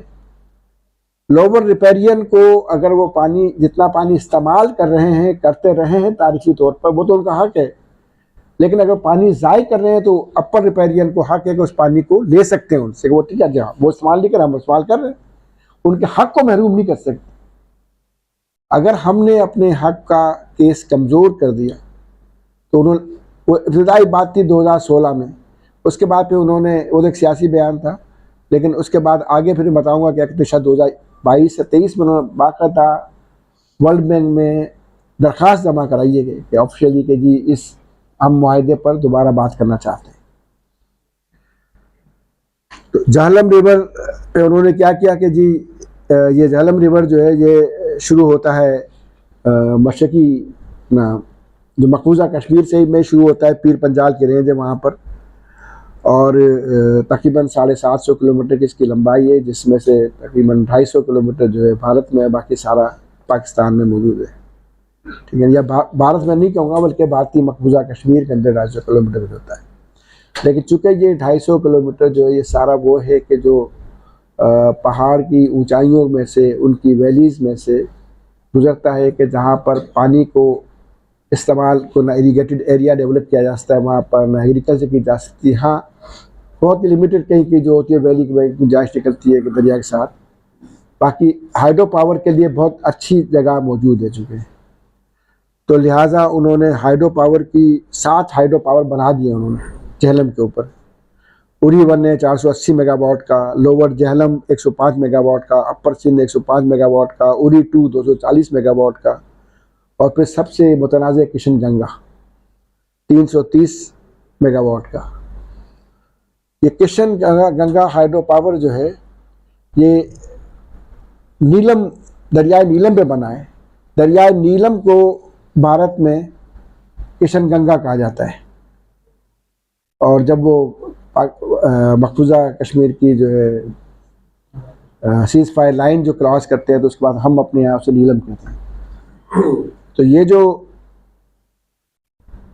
किशन गंगा है, मैं थोड़ा इसको तफसील बताऊं कि इसमें इन्होंने इस हाइड्रो पावर में 2000 क्यूसेक पानी किशन गंगा से उन्होंने डाइवर्ट कर लिया, और डाइवर्ट करके फिर उस पानी को ले जाते हैं मतलब अपना हाइड्रो पावर की, चूँकि उमन ये हाइड्रो पावर के लिए हम ऐसा करते हैं जो run of the river hydro power के लिए, कि अगर आप में से किसी ने पाकिस्तान की जो है गाजी बरोथा का देखा हो या इसके बारे में पढ़ा हो, कि गाजी बरोथा क्या है कि जी हम मेन दरिया सिंध चल रहा है, तरबेला के फ़ौरन बाद है, जब तरबेला से हम पानी छोड़ते हैं, तरबेला के फ़ौरन बाद हम उस पानी को डाइवर्ट कर देते हैं एक नहर के अंदर, गाजी बरोथा कैनाल में, और वो मेन दरिया सिंध में पानी सिवाय उस नहर में 56,000 क्यूसेक पानी आता है, बाकी सारा पानी जो है फिर वो मेन दरिया मतलब सैलाब का है बाकी। लेकिन जब उन दिनों में पानी जब छोड़ रहे होते हैं, जब पानी कम होता है तो सारे के सारा पानी फिर गाजी बरोथा से आ रहा होता है, और गाजी से फिर जो है तकरीबन कोई 40-45 किलोमीटर नीचे जो है फिर जगह है बरोथा, तो दरिया से, तो वहाँ से आप सीधा लाते हैं, और इसके रूट तब्दील करने कैनाल का फ़ायदा ये होता है कि जो मेन दरिया है उसका स्लोप ज़्यादा है, आप कम स्लोप से आप इसे लाते हैं यहाँ पर, और फिर तेज़ी से नीचे गिराते हैं। आप तो तेज़ी से गिराते हैं तो आपको हेड मिल जाता है पानी को, है ना, तो इससे आप रन ऑफ द रिवर जो है ना, तो ये run of the river Pakistan में से 2 ही बनाए हमने, एक गाजी बरोथा और एक नीलम जहलम। तो उन्होंने भी तकरीबन इसी तरह की चीज़ की किशन गंगा पे। किशन गंगा पे आप देखें कि ये जो है क्रूज वैली कहलाती है, गुरस वैली, उस वैली के पास से जो किशन गंगा या हमारा जो दरियाए नीलम है, बिल्कुल हमारी बाउंड्री वॉल से, यानी पाकिस्तान की जो सीज फायर वायर से जो है, जंगबंदी की लाइन से क्रॉस करने से बिल्कुल पहले वो इस पानी को डाइवर्ट कर देते हैं। उसका बड़ा हिस्सा 2000 क्यूसेक पानी डाइवर्ट करते हैं, और 2000 क्यूसेक पानी डाइवर्ट करके तकरीबन 28.5 किलोमीटर के टनल बनाते हैं। और टनल बनाने के बाद फिर इस जगह पर उसका हेड उनको मिल जाता है, तो उससे वो तकरीबन 330 मेगावाट की पावर जनरेट करते हैं। और इसके बाद फिर जो पानी इसका टेल रेस का पानी है, जो पानी उसके बाद यानी टरबाइन चलाने के बाद जो पानी जो है, तो उस पानी को वो करीबी एक नाला है, उस नाले में चले जाता है। और नाले के फिर वूलर लेक जो है, जो वूलर लेक जो है वो मेन दरियाए झेलम के ऊपर वाक़ई है। दरियाए झेलम चल रहा है साथ से, ये रहा श्रीनगर से होता हुआ वूलर लेक से होता है, तो वूलर लेक में पानी आता है। तो वो पानी कहीं जाता तो नहीं है, वूलर लेक में आ जाता है वो पानी 2000 क्यूसेक, और वूलर लेक से फिर वो झेलम में होता हुआ फिर पाकिस्तान, इस जगह से पानी पाकिस्तान में दाखिल होता है। और ये नीलम जो है, ये अब यहाँ से पाकिस्तान में दाखिल हुई और ये पूरी घूमती पर यहाँ तक पहुँचती है। यहाँ पहुँचती है तो नौशेरी एक जगह है, इस बिल्कुल सरहद से इधर करीबी। ये नौशेरी वो जगह है जहाँ अभी भारत ने जो हमले किया उसमें से एक बम यहाँ भी डाला है, और इस पर भी छोटा सा डैमेज हुआ है, जो हमारा डाइवर्जन स्ट्रक्चर है। तो हमारे यहाँ भी कैफियत ये है कि हम नौशेरी पे, लेकिन यहाँ तक पानी, चूँकि इस पूरे इलाके के पानी इसमें आता है, तो यहाँ हमारे पास पानी तकरीबन जो हम पानी उतना ही डाइवर्ट करते हैं कि जितना यानी रेगुलर है। तो क्या हमारी टरबाइन ही कैप्चर जाए ना, तो पानी बहुत ज़्यादा भी आता है बात का, तो मुश्किल हम जो रेगुलर पानी आपको मिल सकता हो, अब उस पानी को आप ले जाते हैं हाइड्रो पावर को, डिपेंडेबल जो वाटर है ना फ्लो कहलाता है, उस डिपेंडेबल फ्लो हमारे यहाँ 10,000 तकरीबन क्यूसेक बन जाता है यहाँ पर। इसमें वो 2000 शामिल हो जाए, वो उसको डाइवर्ट कर रहे हैं वहाँ पर। तो लिहाजा हम नौशेरी से उसे डाइवर्ट करते हैं। ये देखिए, ये पूरी जो है ना ये आ रही है, ये है हमारी यहाँ तक हम उसे नीलम, दरियाए नीलम कहते हैं। और ये दरियाए झेलम आ रहा है, श्रीनगर वूलर लेक है, और यहाँ से होते हुए ये पाकिस्तान में दाखिल हुआ। पाकिस्तान में दाखिल होते हुए मुजफ्फराबाद शहर से, अगर आपको बताओ कि मुजफ्फराबाद शहर में दरियाए नीलम भी गुजरता है और दरियाए झेलम भी गुजरता है। तो अब नीलम में पानी कम हुआ करेगा और कम पानी होता है, बल्कि इसी वजह से मैंने मुजफ्फराबाद शहर के लिए पानी का एक प्रोजेक्ट पे भी काम किया गया, कम पानी में शहर के लिए पानी का बंदोबस्त कैसे किया जाए। तो ऑलरेडी कर चुका हूँ एक प्रोजेक्ट, तो वो यहाँ शामिल होता है। और फिर ये पूरा दरिया जो नया दरिया बन जाता है, ये जिसमें नीलम शामिल होता है, इसको हम दरियाए झेलम ही कहते हैं। तो हम नौशेरी से जो है हम पानी को डाइवर्ट करके बड़ा हिस्सा 10,000 क्यूसेक, और अब इस जगह पे जाके जो है चतल खलास कराता है ये यहाँ लाकर हम झेलम में हम इसे मिलाते हैं, और इसके नतीजे में 990 शायद है ना, 980 990 मेगावाट की जो है हम हाइड्रो पावर जनरेट करते हैं। इसमें भी कुछ हमसे गलतियाँ हुई हैं, टेक्निकली कुछ फॉल्ट मैच की वजह से हमारी टनल सही काम नहीं कर रही और पावर कैपेसिटी हमारी कम हो गई है।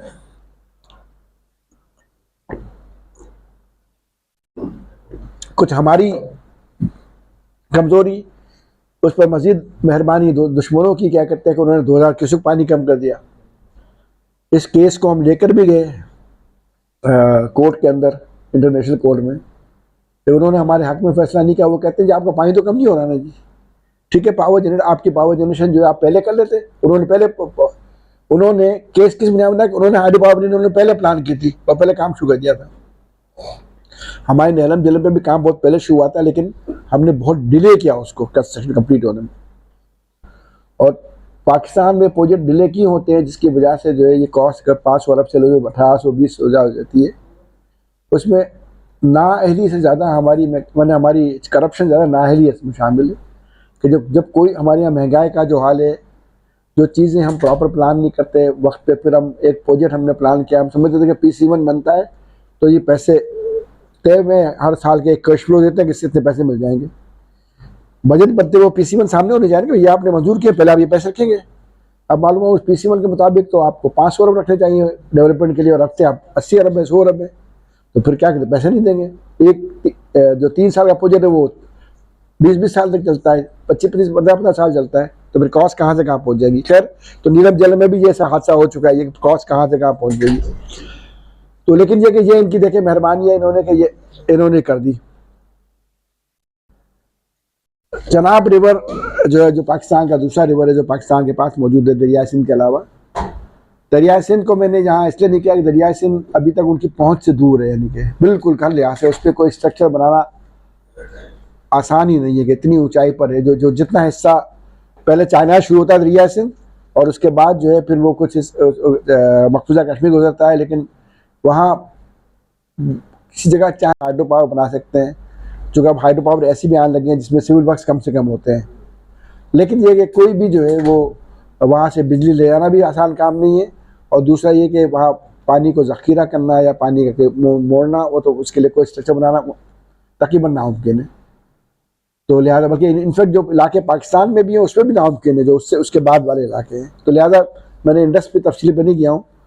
चनाब रिवर जो है, जो चनाब रिवर पाकिस्तान से होता हुआ फिर मकबूजा कश्मीर में दाखिल होता है। मकबूजा कश्मीर से फिर जो है ये बाउंड्री वाल है उसकी, हमारे कश्मीर की और हिमाचल प्रदेश की। तो थोड़ा सा हिमाचल प्रदेश चले जाता है, लेकिन हिमाचल प्रदेश में उसी पार्ट में रहता है जो हिमालय का हिस्सा है, क्या कहते हैं, जो बहुत ऊंचाई पर है और जहाँ कोई चीज़ बनाना इतना आसान नहीं है। लेकिन इसके बावजूद उन्होंने 7 हाइड्रो पावर और अब नया जो है उन्होंने ताज़ा तरीन जो है बगलिहार हाइड्रो पावर जो है जो 900 मेगावाट का, आप देखें ना, बगलिहार 900 मेगावाट का, सराल 690 मेगावाट का, दुल 390 का, फिर उसके बाद जनाब क्या कहते हैं और जो है 624 का, 540 का, 600 लाइन लगा दी उन्होंने, क्या कहते हैं, इतने सारे जो है उन्होंने हाइड्रो पावर जहाँ जहाँ मौका, और ये इतने बना दिए हैं। और सिर्फ इतने ही नहीं बनाए बल्कि उससे ज़्यादा इस वक्त की इत्तला के मुताबिक 70 जगहों पर उनकी प्लानिंग, उनकी मनसूबाबंदी जारी है। ठीक है, किसी डैम को, किसी हाइड्रो पावर बनाने के लिए पहले उसकी इनिशियल स्टडी होती है, तो कोई इनिशियल स्टडीज़ पर है, किसी पे रिकॉनेसेंस हो रही है, किसी पे टोपोग्राफी हो रही है, किसी पे फिजिबिलिटी स्टडी बन चुकी है, किसी पे कंस्ट्रक्शन डिज़ाइन ड्राइंग हो रही है। लेकिन ये कि सारे डिफरेंट स्टेज पे हैं, तकरीबन 70 जगह ऐसी है कि जो उन्होंने आइडेंटिफाई की है। मुमकिन है 70 में से आधी टेक्निकली वायबल ना हो, लेकिन कम से कम अगर आधी बन जाए तो अंदाजा कर लें कितनी जगह पर वो बना रहे हैं। तो ये सारा काम इसमें जारी है इसको। उसमें से एक सबसे बड़ा कंट्रोवर्शियल जो है, जो बहुत नाम सुनते हैं, बगलिहार हाइड्रो पावर प्रोजेक्ट, बहुत बड़ा प्रोजेक्ट है 900 मेगावाट का। बगलिहार हाइड्रो पावर में जो सबसे खतरनाक चीज़ है वो ये कि उसकी बगलिहार की अपनी डाइवर्जन कैपेसिटी, जो हाइड्रो पावर में जो जिसमें बताया ना जो पानी मोड़ के हम ले जाते हैं उसमें, वो 15,000 क्यूसेक की है, और 15,000 एक बहुत बड़ी कैपेसिटी होती है। तो 15,000 मेगा की जो क्यूसेक का पानी जो है वो गया कि वो डाइवर्ट कर सकते हैं, और डाइवर्ट करके उसको रोक सकते हैं।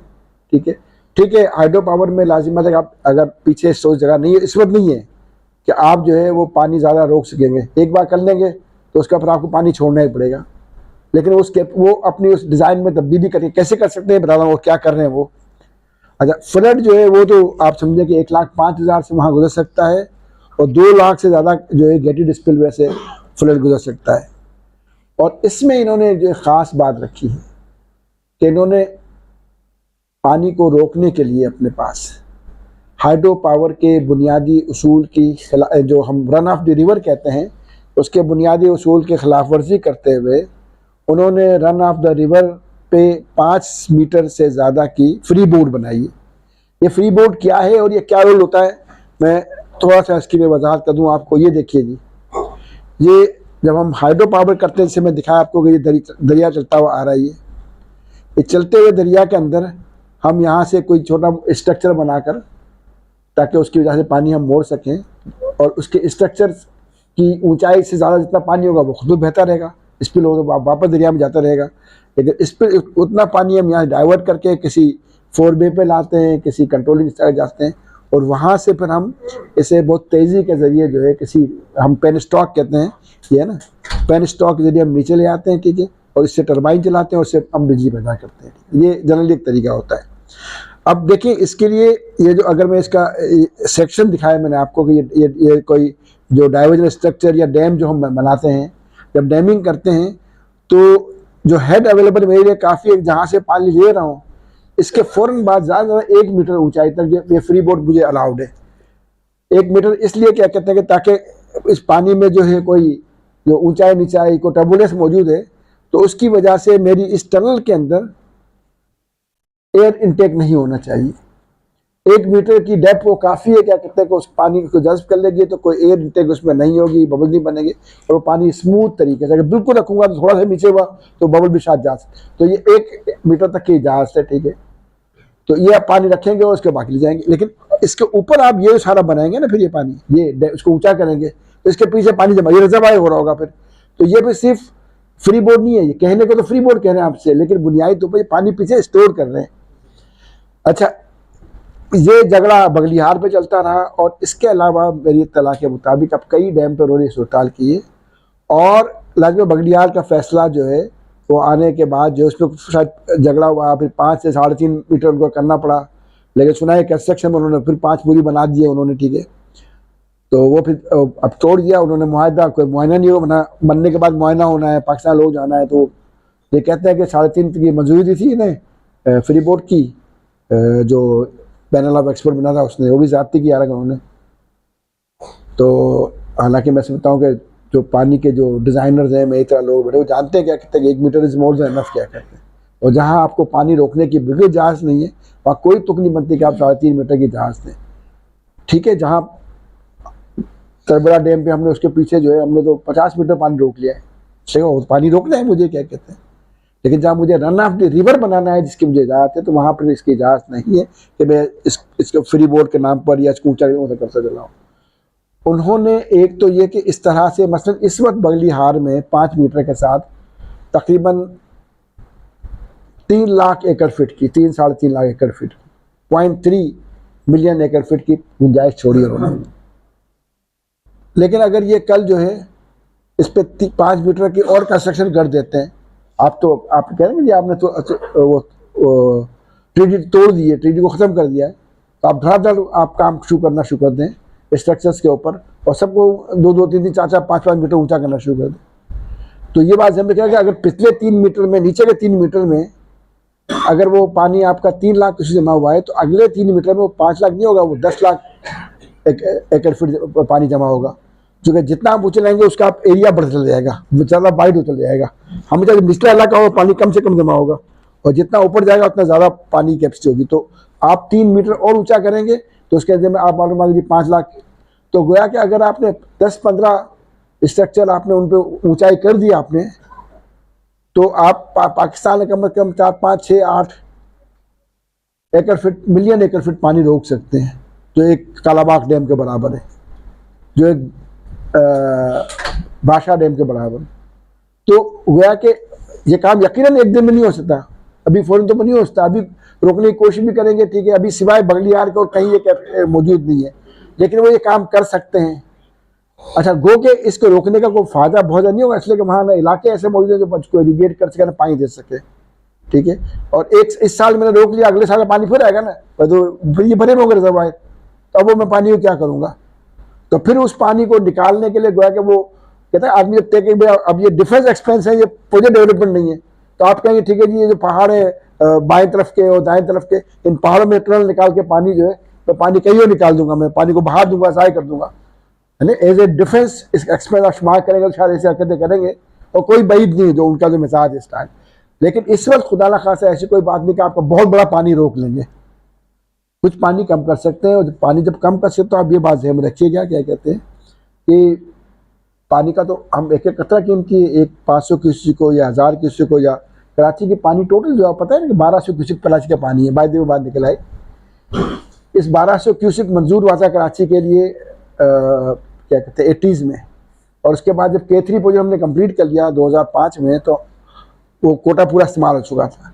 तो कराची के 1200 क्यूसेक मज़ीद मंजूरी के लिए नेमतुल्लाह खान साहब मरहूम के ज़माने में दरख्वास्त रखी गई, सिंध हुकूमत के जरिए भेजी गई फेडरल वफाक हुकूमत को, और उस वक्त से लेकर आज तक झगड़ा चलता रहा वफाक का और सूबे का, कि वो कहते हैं जी वफाक इरसा अपने कोटे में से दे, इरसा कहता है जी सूबे को सूबे कोटा मिल सका है, और कराची सिंध का हिस्सा है, आप कहते हैं कराची सिंध का हिस्सा है, तो पानी भी अब खुद दो भाई इसको।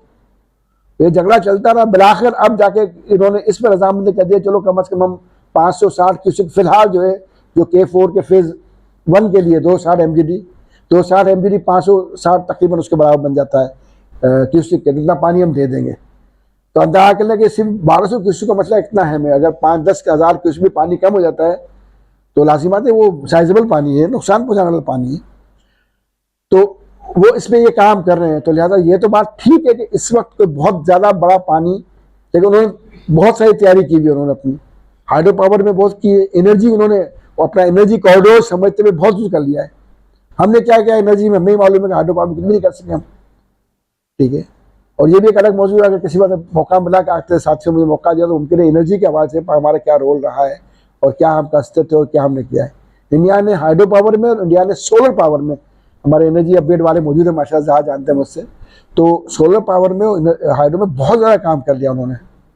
और ये वो भी इस टाइल में चल रहे हैं कि बिलाखिर कुछ अरसे में जो है वो 100% रिन्यूएबल पे जाना चाहते हैं वो, ताकि ये फ्यूल का मामला सारा ख़त्म ही हो जाए। बहरहाल तो मेरा ख्याल हम खासी देर हो गई, मैं इसे कंक्लूजन तरफ निकलता हूँ मैं। तो बात करते हैं हम कि जी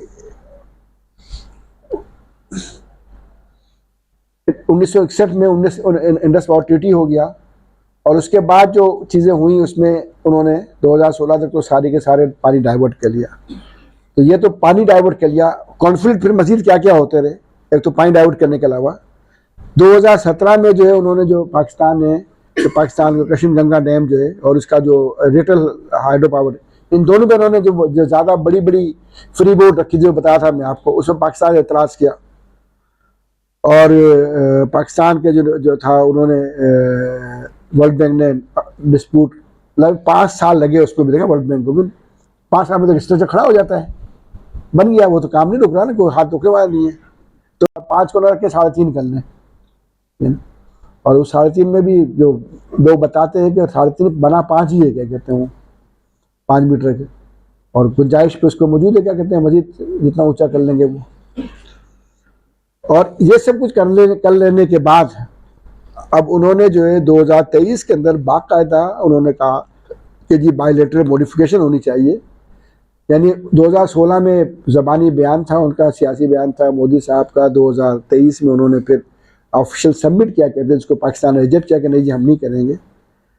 और उसके बाद फिर 2024 के अंदर, यानी ये जो आज पहलगाम वाक़े के बाद अचानक नहीं होती तैयारी, आप देखें ना 16 में बयान आया है, 23 में इन्होंने ये काम किया है, 24 के अंदर फिर जो है जितनी मीटिंग होती हैं इंडस वाटर कमीशन की जो सारी मीटिंगें उन्होंने ख़त्म कर दी, उन्होंने उन मीटिंगों को अटेंड करना शुरू कर दिया, रिस्पॉन्स करना बंद कर दिया, ठीक है, क्योंकि वो नहीं चाहते कि वो जो कुछ कर रहे हैं, जो जहाँ पानी स्टोरेज की कैपेसिटी गुंजाइश पैदा कर रहे हैं उस पर बात हो सके, उसकी इत्तला मिल सके, इन्फॉर्मेशन शेयर करना बंद कर दिया। और उसके बाद फिर अप्रैल 25 में जो हुआ है वो आपके सामने है। अब इस सूरत हाल में हम कहाँ खड़े हैं, अगर हम अपना भी जायज़ा ले लें कि पानी के लिहाज से हम माशाल्लाह इतने अजीम लोग हैं कि दरियाए सिंध पे आप देख लिया कि उन्होंने कितने सारे डैम जो है उन्होंने मशरक़ी दरियाओं में बना दिए, मगरबी दरियाओं पे कितने हाइड्रो पावर बना दिए उन्होंने, थोक के भाव कहेंगे ना उन्होंने। और हमारा मामला ये कि हम सिर्फ और सिर्फ एक तबला जो उसी मैं कहूँगा कि लॉलीपॉप उसी हालात से जो आपने अपना पानी बेच के मिली थी आपको, तबला बना, और उसके बाद आपने एक मंगला बनाया जो 1975 में आखिरी मुकम्मल हुआ। उसके बाद से दरियाए सिंध के निज़ाम के ऊपर आपने कोई एक भी बड़ा स्ट्रक्चर नहीं बनाया है। बादशाह डैम के बारे में पता नहीं कितनी यानी अजीब-ओ-गरीब तमाशा है इस मुल्क के अंदर। बादशाह डैम का 3 बार इफ्तिताह हुआ है। मुझे आज तक याद है 2000 मेरा ख्याल 5 या 6 की बात है, मैं लाहौर एयरपोर्ट में मौजूद था, उस वक्त मैं एक बड़ा प्रोजेक्ट है अखौरी डैम 7-8 मिलियन एकड़ फीट की ऑफ स्ट्रीम स्टोरेज, तो उस पर प्रोजेक्ट पे काम कर रहा था। तो मैं लाहौर एयरपोर्ट पे था तो मालूम आ गई जी टीवी पे खबरें आई थी कि जी मुशर्रफ साहब जो हैं वो बादशाह डैम का इफ्तिताह कर रहे हैं, और इफ्तिताह करते हुए फरमा रहे हैं कि जी इससे पहले इफ्तिताह होते सियासी इफ्तिताह हुए, और क्या कहते हैं जो मैं जो हूँ बाकायदा अब काम हो रहा है इस पर और शुरू होने वाला है तो मैं इसका इफ्तिताह कर रहा हूँ। अब मैंने जी चाहा कि हमारी ब्यूरोक्रेसी भी कितनी स्मार्ट है, क्या कहते हैं कि इस बेचारे को भी इतना बेवकूफ़ बना दिया, उसमें उससे ज़्यादा ब्यूरोक्रेसी भी कारनामा है। उस पर उसके डिज़ाइन पे काम चल रहा था, NDC और उसका पूरा ग्रुप जो था, जो कंसल्टेंट है, ठीक है ना, लमायर एक हॉलैंडी कंपनी है, वो उस पर काम कर रहे थे, वो बहुत इनिशियल स्टेज पे काम कर रहे थे, ठीक है। तो फिर मैंने उनसे पूछा कि भाई क्या हुआ ये, आप इफ्तिताह किस चीज़ का हुआ है? तो कहते हैं कि जी उसकी जो हम डिज़ाइन करते हैं, डिज़ाइन दौरान हम लाजमी उसी इन्वेस्टिगेशन करवाते हैं। तो एक कहलाती है एडिट बना, कि जो टनल बनाते हैं, छोटी सी टनल बनाते हैं, एडिट कहते हैं उसे, कि जो टनल जो है जिससे हम अंदर की इन्फॉर्मेशन लेके उसकी बुनियाद पर डिज़ाइन बनाते हैं कि अब मेन टनल कैसे बनेगी और यहाँ से फाउंडेशन कैसे बर्बाद होगा। तो एक जो जियो इन्वेस्टिगेशन की एक एडिट जो उसकी खुदाई हो रही थी, उसको उन्होंने नाम दिया कि टनल खुद रही है मेन डैम की, और उसका फीता कटवा लिया मुशर्रफ साहब से। तो ये हम ये तमाशे करते रहे, क्या कहते हैं। तो बहरहाल क्या कहते हैं, मतलब हमने कोई काम नहीं किया, और जिसके नतीजे में जो है हमने अपने उनको ये मौका भी दे दिया, क्या कहते हैं कि जी वो कहें कि पानी इस्तेमाल नहीं हो तो लिहाजा हम पानी को इस्तेमाल करेंगे।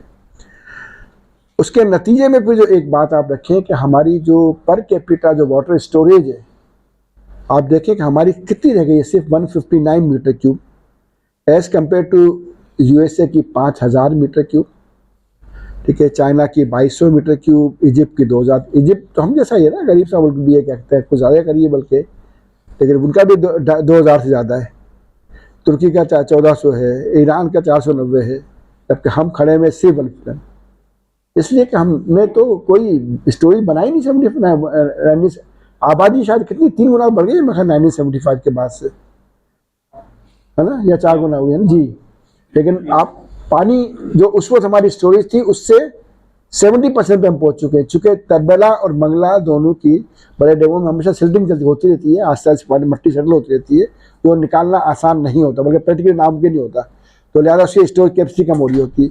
मंगला पे हमने अब से कोई 5-4 साल पहले थोड़ी सी मजीद रेजिंग करी, थोड़ी सी कैपेसिटी जो हमारी कम हुई थी कुछ रिकवर की, लेकिन इस वक्त भी टोटल कैपेसिटी हमारे साथ 12-13 मिलियन एकड़ फीट है। 140 मिलियन एकड़ फीट हमारा पानी बनता है एनुअल, तो 10% भी नहीं बनती, वो 8 या 9% बनती है। ये हमारी स्टोरेज कैपेसिटी है। और इसी तरह से फिर एक और बात कि पर कैपिटा पानी की दस्तियाबी जो हमारे पास 1951 में 5000 मीटर क्यूब थी, और अब जो कम होके 800 मीटर क्यूब हो गई है। आलमी मयार स्टैंडर्ड के मुताबिक 1000 मीटर क्यूब पर ईयर पर पर्सन से कम को वाटर स्ट्रेस कहा जाता है। तो हम इतना कुछ पानी होने के बावजूद भी हम वाटर स्ट्रेस कंट्री में शुमार हो चुके हैं इस वक्त, और ये स्ट्रेस मजीद बढ़ेगी अगर हमने इस पर काम नहीं किया तो। लिहाजा मैं अपनी गुफ्तगू को समेटते हुए बात कहूँगा कि जी अब इस सूरत हाल में हमें क्या करना चाहिए। पहली बात तो ये कि जी हमें इंडस वाटर ट्रीटी जो है उसमें कोई ऐसा गुंजाइश मौजूद नहीं है कि कोई एक पार्टी ख़त्म कर, दोनों पार्टी कर सकती है आपस में, तो कोई एक पार्टी एक तरफा तौर पर यूनिलेटरल उसको ख़त्म कर दे या तब्दील कर दे, उसकी कोई गुंजाइश मौजूद नहीं। गलत हुआ था वो, लेकिन ये कि अब उसके नुकसान हम भुगत चुके सारे, मशरक़ी दरिया सारे हमारे हाथ से निकल चुके। अब तो हमें जो कुछ हमारा मगरबी उसको बचाना है ना, यानी वो एग्रीमेंट जो है उसका नुकसान था वो तो हमने हजम कर लिया, इंडिया ने पूरा फ़ायदा उठा लिया, मशरक़ी हमारे हाथ से निकल गया, लेकिन मगरबी दरिया मौजूद है हमारे पास, उस पर हमारा हक मौजूद है। लाजमी हम उससे दस्तबरदार नहीं हो सकते उसमें किसी किस्म की भी करने के लिए। और हमें इसलिए बहुत ज़रूरी है कि हम कश्मीर इशू एक बार दोबारा जिंदा, हमें ये मौका मिला है अभी, अल्लाह ताला ने इस छोटी सी एक जंग के बाद जो है मौका दिया है। मैं अभी 3-4 दिन पहले एक बहुत सीनियर चाइनीज़ एक्सपर्ट से, जो हमारे चूँकि हम सफ़ा से बड़े काम करते तो चाइनीज़ अफराद से रब्ते रहते हैं, और मुझे उनकी सोच का दावा, उन्होंने कहा यार आपने बिल्कुल इतनी आसानी से जंग बंदी पर रजामंदी करके बहुत बड़ी गलती की है आपने, कह रहे हमें तवक्का नहीं थी। और हम लोग, हमारा मामला ये है कि हम शायद लगता है ये कि हम चाइनीज़ की मदद तो हमने ली, लेकिन जब हमें जंग बंदी करी तो शायद उनको भी ऑन बोर्ड नहीं लिया, क्या कहते हैं, और फ़ौरन हमने भाई बड़े साहब की बात मान ली और अपनी कार्रवाई दिखा दी ना। हालांकि जंग बंदी ठीक है करनी थी, हम सबको, कोई लड़ने का नहीं था, लेकिन उसके भी तरीके होते हैं ना कि भाई ठीक है आप कहते हैं आओ बैठो मेज़ पे, कश्मीर का मसला हल करो, वाटर ट्रीटी का मसला हल करो, ये जो हरकत तुम करे कब करो। हमने एक मौका ज़ाय किया, लेकिन अब भी हमारे पास मौका है, चूँकि अभी भी हमने जो कुछ किया है इसके असरात कुछ ना कुछ मौजूद है कि यार अब पाकिस्तान अभी ऐसा नहीं है जो भारत समझता था कि मैं एक थप्पड़ मारूंगा उसको अब लेट जाएगा, तो थप्पड़ के जवाब में मौका मिल गया ना, और उस मौके ने नीचे गिरा दिया। अब ठीक है उठेंगे, वो उठने की कोशिश कर रहे हैं, लेकिन अल्लाह ने आप मौका दिया कि आपने दिखा दिया कि हम कमज़ोर नहीं। इस मौके से फ़ायदा उठाकर हमें कश्मीर के इशू को दोबारा ज़िंदा करने की और अपनी शहर को महफूज करने की ये हमारी शहर है, ये पानी का मामला है, इसमें करने की। और ये जो हरकतें कर रहा है ये जो, और देखें हमारे पास एक मौका मौजूद था, कम से कम जहां हमने इतने कुछ किए, हम एक बगलियार पे भी छोटा बम तो मार देते ना। मैं नहीं कहता पूरा तबाह करते, उन्होंने भी नौशेर डैम पे पूरा तबाह नहीं किया। आपको तो आप भी कहते हैं कि ठीक है ये भी हमारे उसमें है, तुम हरकतें करोगे तो हम इनको भी उड़ा सकते हैं, ठीक है ना। और कोई डैम उड़ता है तो क्या होता है उसके जिम्मे, हमेशा जो है नुकसान स्टीम वालों का, उनका पानी रुकेगा ना, बीच तो पानी बह जाए, बना शुरू कर देगा, ठीक है। तो मेरा मतलब है कि आप ना करते, लेकिन कम से कम ये वाहन देते कि ये भी हमारे पास हथियार मौजूद है।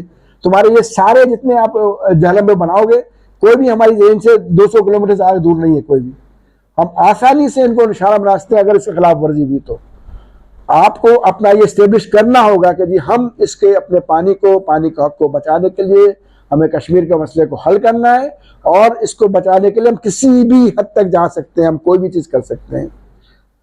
आपने एक अपना मौका एक बार फिर अल्लाह ने मौका दिया, आपने इसे इस्तेमाल नहीं किया, अल्लाह ताला, लेकिन ये कि लाजिमत ये बार बार मौके नहीं मिलते, लेकिन अब जो कुछ मौजूद है इस वक्त बेहतर है, उसके लिहाज से हमें कोशिश करनी चाहिए कि हम अपने इसको स्टेबल रखें।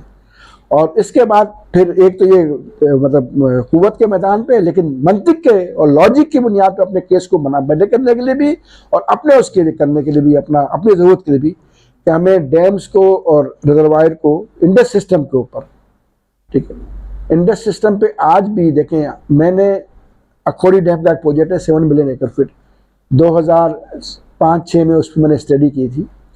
हमारी स्टडी उसके जो हाइड्रोलॉजिकल वाटर अवेलेबिलिटी की थी दरिया, अच्छा हमने उसके लिए खास बात हमने कहा जी हम तो सिंध के लोग हैं, हम वापदा डेटा को नहीं मानते, हम इरीगेशन डिपार्टमेंट सिंध के डेटा को लेते हैं कोटली बैराज के लिए, और इरीगेशन डिपार्टमेंट सिंध के बैराज के लिए डेटा के मुताबिक कालाबाग, भाषा और अखौरी, कालाबाग 6.5 मिलियन एकड़ फीट, भाषा 6.8 मिलियन एकड़ फीट, 6.5, 6.8 और अखौरी 7.5, इन तीनों बढ़ जाएगी।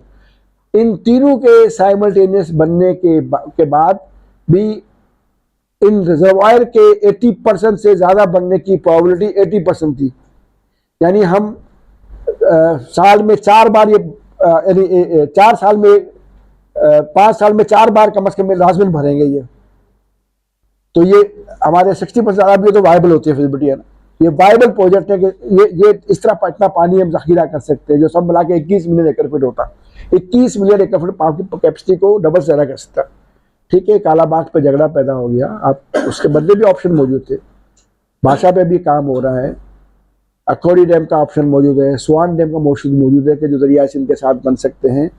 ऑफ स्ट्रीम स्टोरेज कराची क्या कहते हैं कि ठीक है जी, मेन दरिया में जो अखौरी कॉन्सेप्ट ये था कि आप तबेला से ऑफ स्ट्रीम पानी निकाल लें आप बड़ी कैनाल के जरिए से, जब पानी ज़्यादा हो, जब फ्लड ज़्यादा हो, 10-12 संभल ना हो, आप उसको वहाँ ले जाइए, और उसके बाद पानी कहीं इस्तेमाल नहीं जाएगा, दरिया वापस जाएगा इसे। और ये अगर उस साल पानी इस्तेमाल तो अगले साल इस्तेमाल हो जाएगा। दुनिया में सिर्फ कैरी ओवर डैम का कि आज का इस साल का पानी अगले कुछ साल इस्तेमाल करें, हम तो इस साल का पानी नवंबर में इस्तेमाल नहीं कर सकते, हमारा नहीं बचता हमारे पास, तो हम इस पर ज़रूर काम करें क्या कहते हैं, और इसको ये हम अपनी बका का ज़िंदगी के मसला से समझें।